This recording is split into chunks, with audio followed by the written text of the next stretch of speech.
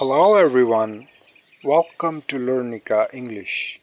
Today's phrase. How do you like it? कैसा लगा? Example.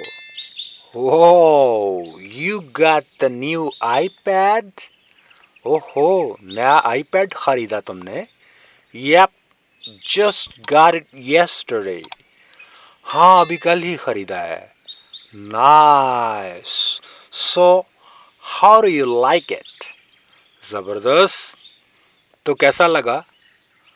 1 point. Do you like it?